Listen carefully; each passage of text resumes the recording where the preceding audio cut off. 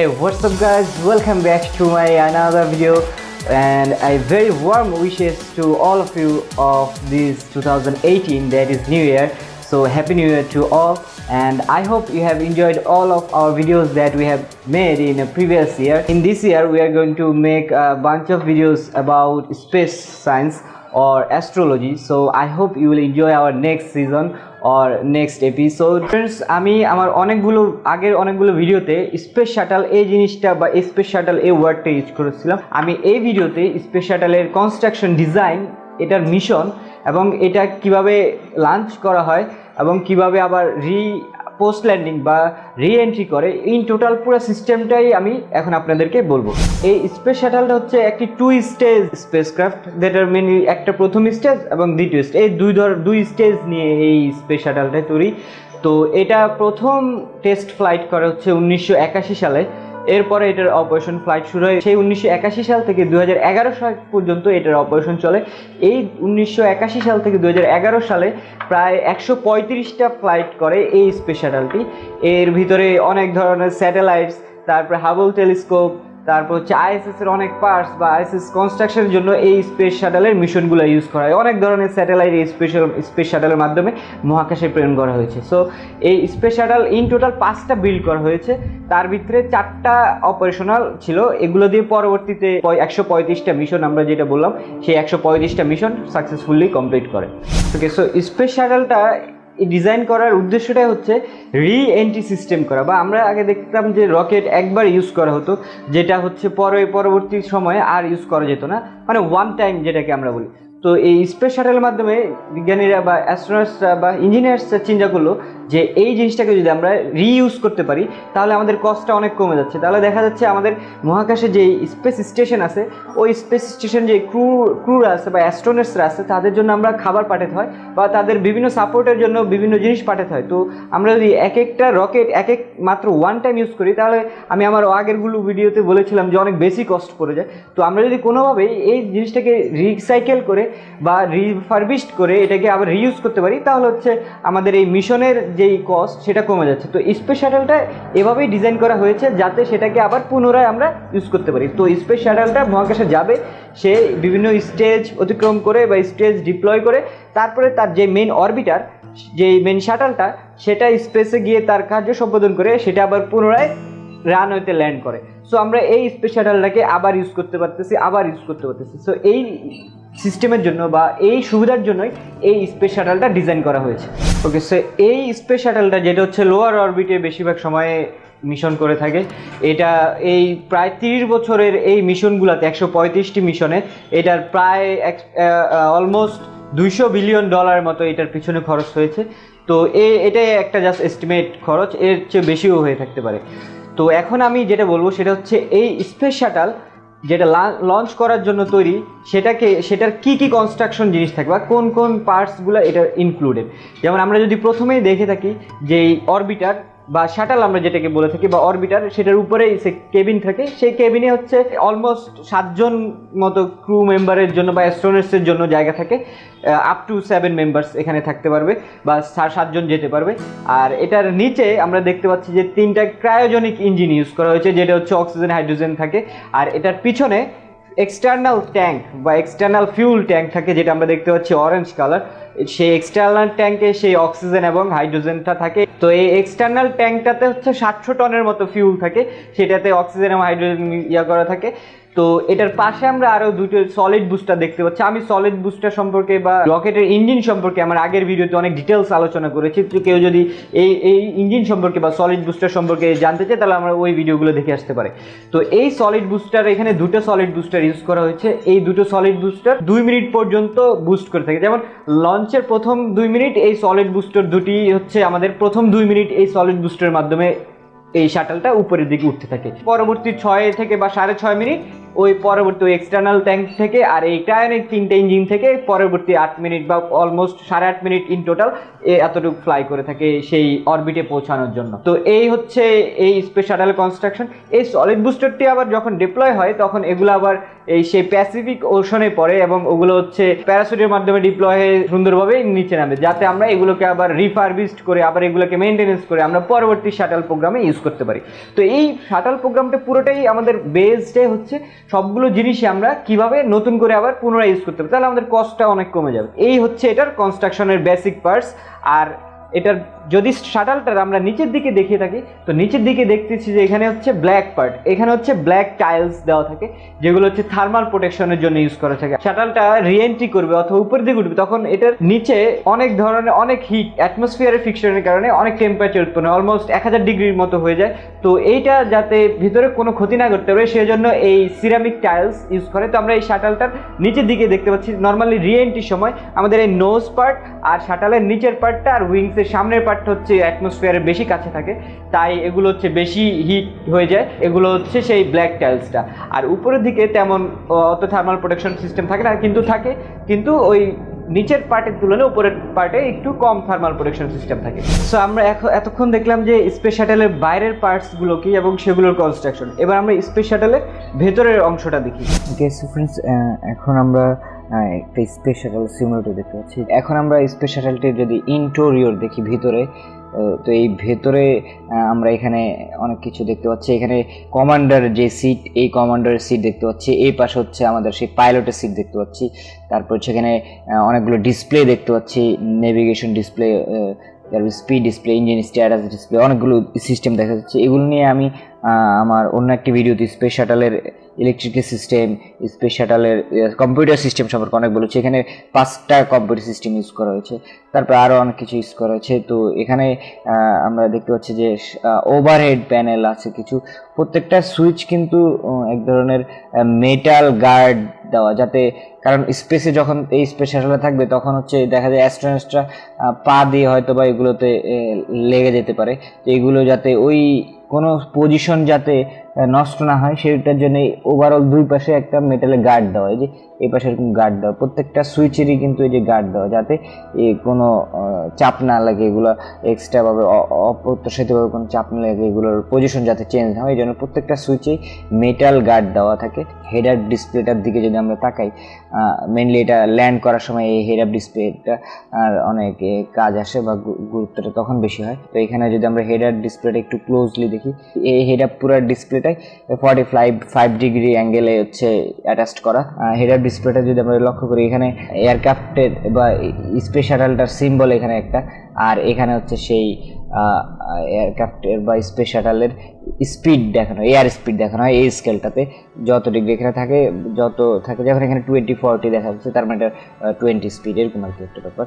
আর এখানে হচ্ছে এই পোস্ট স্কেলটাতে হচ্ছে এই স্পেস শাটলের অ্যালটিটিউড দেখানো, বা এটা কত উচ্চতায় আছে বা কত নিচে আছে এটার এখানে এই ইনফরমেশন দেওয়া হয়। আর এখানে হচ্ছে এই স্পেস শাটলের পজিশনটা, এটা যদি এই দাগটার উপরে থাকে তার মানে হচ্ছে স্পেস শাটলের উপরে আছে, আর এই দিকটার নিচে থাকলে তার মানে স্পেস শাটলটা নিচে নামছে। এই হচ্ছে এই হেড আপ ডিসপ্লের বেসিক একটা ইনফরমেশন। তো এখানে এই হচ্ছে পুরাটা এটার একটা ভিউ এখান থেকে একটা। তো এটা হচ্ছে সেই ফ্লাইট ইঞ্জিনিয়ারের সিট। আর এখানে আমরা কিছু হ্যাজ দেখতে পাচ্ছি একটা, এই হ্যাজটার মাধ্যমে হচ্ছে মিড কেবিন ডেকে যাওয়া যায় বা মিড ডেকে যাওয়া যায়, এই সেই হ্যাজটা। আর এটি কমান্ডার সিট, সে হচ্ছে এই বাম সাইডে কমান্ডার বসে এবং ডান সাইডে হচ্ছে পাইলট বসে। আর এই সেই হ্যাজটা খুলে ভিতরে হচ্ছে মিড ডেকে যাওয়া যায়। আপার হেড ডিসপ্লে আমরা এখানে দেখতে, আপার হেড উইন্ডশিল্ড দেখতে হচ্ছে, এখানে হচ্ছে উপরের অ্যাটমসফিয়ার দেখার জন্য এই উইন্ডশিল্ডটা ইউজ করা হয়। এবং পেছনে নর্মালি এয়ারক্রাফটে যেরকম পেছনে কেবিন থাকে বা প্যাসেঞ্জার থাকে, কিন্তু এখানে হচ্ছে পেলোড থাকে। আমরা ঠিক পেছনে হচ্ছে পেলোড রাখি, পেলোড হিসেবে আমরা যদি কোনো স্পেসের পার্টস নিয়ে যাই বা খাবার নিয়ে যাই, অথবা কোনো যেমন হাবল টেলিস্কোপ এই স্পেস ক্রাফটের মাধ্যমে গেছে, তো সেখানে এগুলো হচ্ছে সেই কেবিনে রাখা হয়।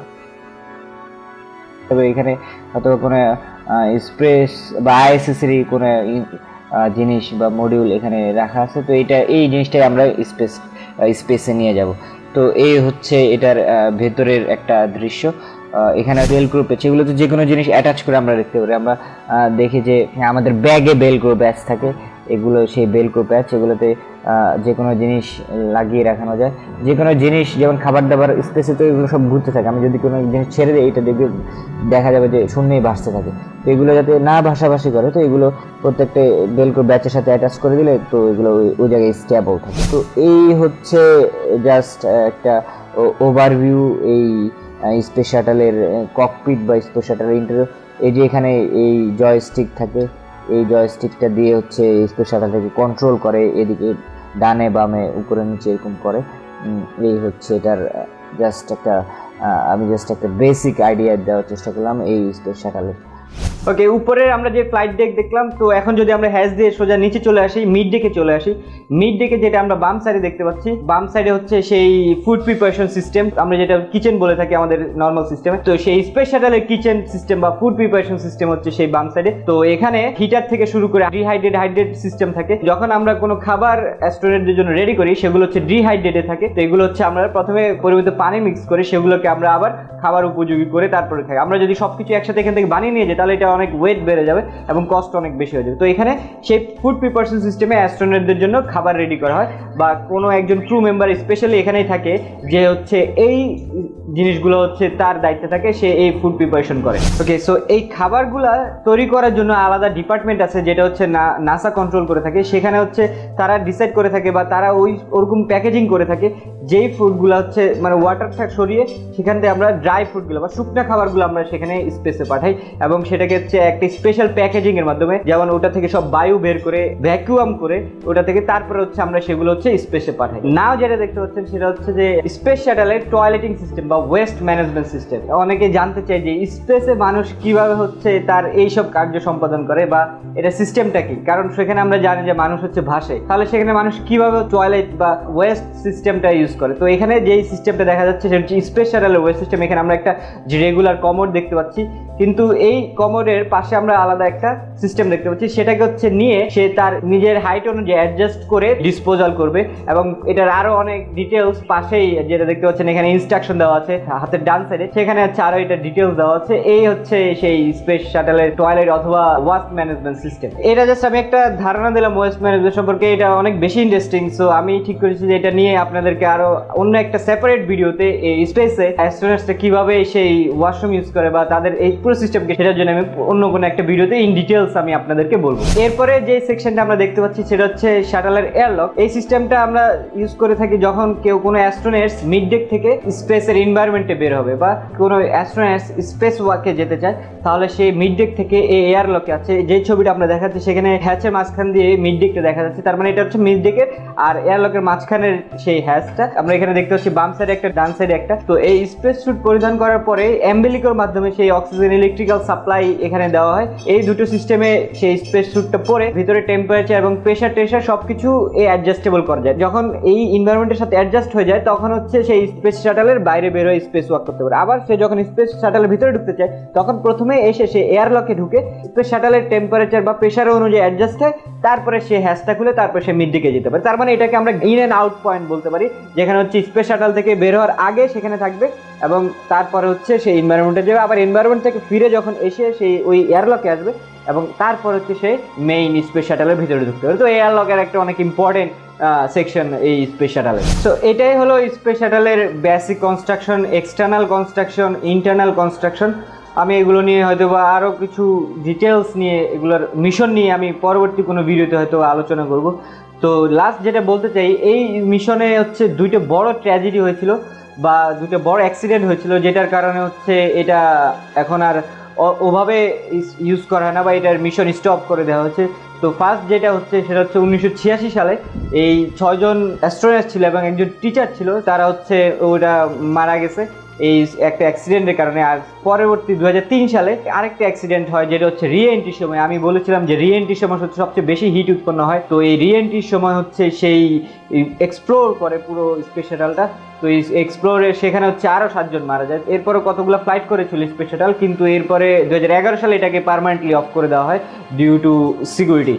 সো এরপরে আপনাদের মনে প্রশ্ন থাকতে পারে যে তাহলে এরপরে বা আইএসএসে আমরা জানি যে স্পেস স্টেশন আছে, সেখানে তাহলে আমাদের যদি কোনো কিছু দরকার পড়ে বা প্রয়োজনে কোনো কিছু সেন্ড করতে হয় তাহলে আমরা কীভাবে পাঠাই। তো এখন আপাতত হচ্ছে সেই আমি রাশিয়ার সোয়েজ রকেট সম্পর্কে বলেছিলাম, সেই সোয়েজ রকেট ইউজ করে এবং পরবর্তীতে অন্যান্য মিশন বা নতুন ধরনের কোনো মিশন নিয়ে হয়তো বা নাসা উপস্থিত হবে। তো এই হচ্ছে এই স্পেস শাটালের কনস্ট্রাকশন এবং স্পেস শাটালের এই জার্নি, যেটা 2011 সালে শেষ হয়ে গেছিলো 135টা মিশনের মাধ্যমে। আমি ওই একটা স্পেস শাটাল কীভাবে মহাকাশে উঠে বা মহাকাশে প্রেরণ করা হয় এবং মহাকাশ থেকে কীভাবে রিল্যান্ড করে, তো আমি ওটার মিশন নিয়ে বা ওটার হিস্ট্রি বা মিশন কীভাবে কমপ্লিট করে সেটা নিয়ে হয়তো আমার পরবর্তী কোনো ভিডিওতে আলোচনা করব। তো আশা করি ওই ভিডিও দেখার জন্য অবশ্যই আমাদের চ্যানেলটি সাবস্ক্রাইব করে রাখবেন উইথ বেল আইকন, যাতে আমাদের পরবর্তী ভিডিওটি আপলোড করার সাথে সাথে আপনার কাছে নোটিফিকেশন চলে আসে। আর আশা করি এই ভিডিওটি আপনাদের কাছে ভালো লেগেছে, আর যদি ভালো লেগে থাকে তাহলে অবশ্যই লাইক বাটনে ক্লিক করবেন, আর অবশ্যই এই শাটালের ভিডিওটা শেয়ার করবেন, কারণ আপনার এই শেয়ার মাধ্যমে অনেকেই এই শাটাল সম্পর্কে অনেক ইনফরমেশন জানতে পারবে। আর অবশ্যই সবাইকে নিউ ইয়ারের শুভেচ্ছা। সো আমরা এই বছরে আরো এক্সাইটিং অনেক ভিডিও নিয়ে আসছি, সেটা হচ্ছে স্পেস সায়েন্স সম্পর্কে বা অ্যাস্ট্রোলজি সম্পর্কে। আমরা এই পর্যন্ত প্রায় 18 থেকে 20টার মতো ভিডিও বানিয়েছি। তো আপনাদের যদি কোনো ইন্টারেস্ট থাকে কোনো টপিক সম্পর্কে, যে আপনারা এই সম্পর্কে জানতে চান, অথবা স্পেস সম্পর্কে অথবা এয়ারক্রাফট সম্পর্কে, তো আমাদের এই কমেন্ট বক্সে কমেন্ট জানাতে পারেন, অথবা আমাদের ফেসবুক পেজে মেসেজ দিয়ে জানাতে পারবেন www.facebook.com/handyfilm। তো আমাদের ওই পেজে আপনারা গিয়ে লাইক দিয়ে বা ওই পেজে মেসেজ দিয়ে আপনারা জানাতে পারেন আপনারা কী ধরনের ভিডিও চান আমাদের থেকে, বা কোন রিলেটেড টপিক্সের ভিডিও বানালে ভালো হয়, সেগুলোকে আমরা অবশ্যই প্রায়োরিটি দিব, বা আমরা পরবর্তী ভিডিওগুলো সেগুলোর উপরে বানানোর চেষ্টা করব। So till then, bye bye.